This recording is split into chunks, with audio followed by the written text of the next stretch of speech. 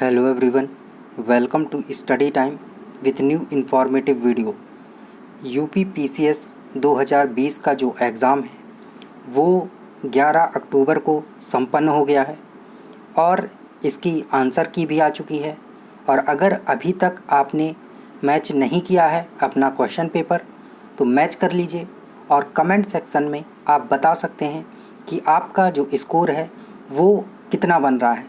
हम बहुत से बच्चों से आंकड़े एकत्र कर रहे हैं और उसके बाद जो आंसर की आई है उसके बाद जो एक्सपेक्टेड कट ऑफ है वो कितनी जा सकती है, उसके लिए आपको नेक्स्ट वीडियो में बताएंगे कि इसकी जो एक्सपेक्टेड कट ऑफ है वो आंसर की आने के बाद कितनी जा सकती है, क्योंकि इसमें बहुत से बच्चों के जो क्वेश्चन हैं बहुत सारे गलत हो रहे हैं।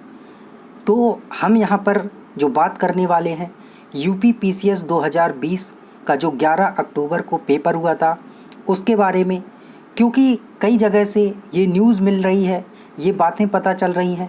बच्चे भी कई सारे बता रहे हैं कि सर ये जो पेपर है एक ही किताब से, इसमें बहुत सारे क्वेश्चन सेम टू सेम बिल्कुल कॉपी करके रख दिए गए हैं। तो क्या आयोग ऐसे ही करता है कि किसी भी एक बुक को लेता है और वहीं से पूरा पेपर बना देता है, और अगर किसी ने उस बुक को पढ़ा हुआ है तो उससे सारा पेपर बन जाएगा? क्या ऐसा कुछ होता है?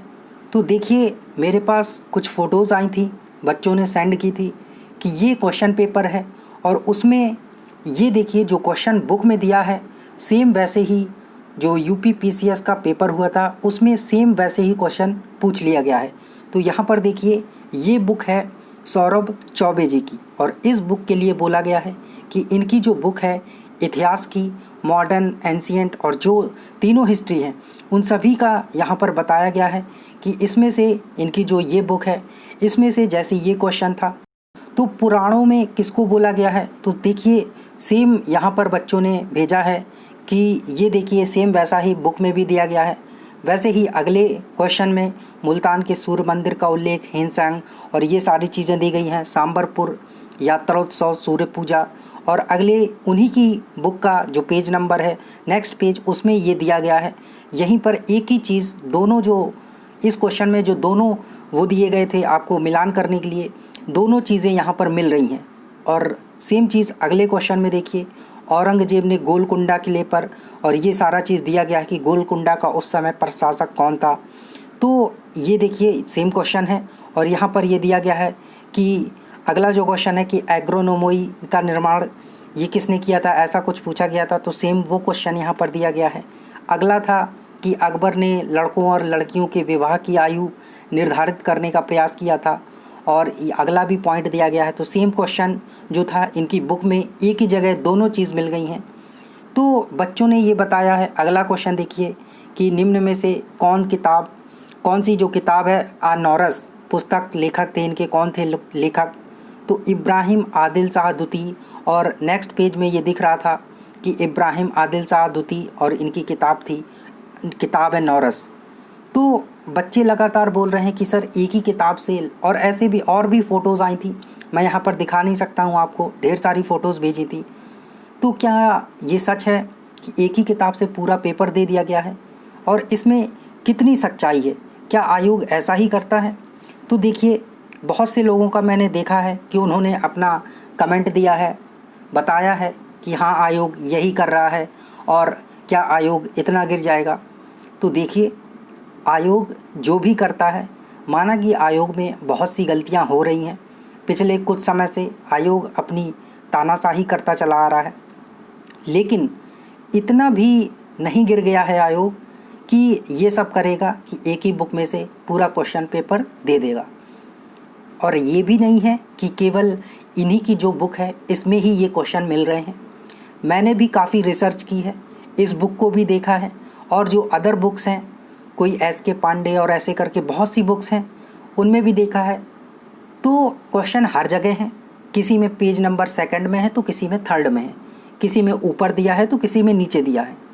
जो भी एक अच्छी बुक है, उसमें स्टैंडर्ड बुक हैं, उनमें ये सारे क्वेश्चन दिए गए हैं और मिल रहे हैं, वैसे ही मिल रहे हैं, कोई अलग से नहीं दिया गया है। तो ये कहना कि इसी बुक से पूरा पेपर बना दिया गया है, इस बात को मैं पूर्णतः नहीं मानता हूँ।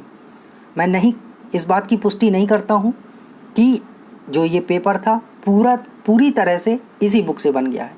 सभी बुक्स में सेम क्वेश्चन मिल रहे हैं, सभी बुक्स में दिया गया है। हाँ, थोड़ा बहुत अंतर है, इसमें ज़्यादा सटीक तरीके से दिख रहा है।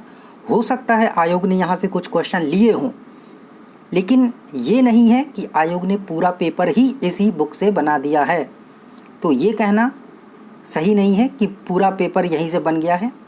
और आप भी इस बात को मानिए कि हो सकता है कुछ क्वेश्चन यहाँ से ले लिए हों, क्योंकि आयोग जो है स्टैंडर्ड बुक रखता है और उनमें से क्वेश्चन बनाता है।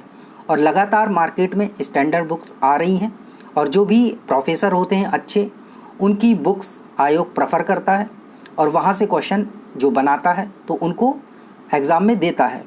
और ऐसा नहीं है कि इनकी बुक से क्वेश्चन नहीं लिए गए होंगे। अगर एक स्टैंडर्ड बुक है तो निश्चित तौर पर क्वेश्चन लिए गए होंगे। लेकिन ये कहना कि इन्हीं की बुक से पूरा पेपर दे दिया, तो ये सरासर गलत है।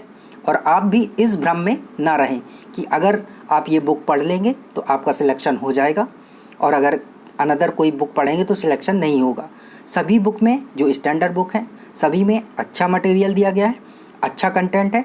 आप ध्यान से पढ़ेंगे, आप कोई भी एक जो स्टैंडर्ड बुक हो वो ले लीजिए, उसमें आपको सारी चीज़ें मिल जाएंगी।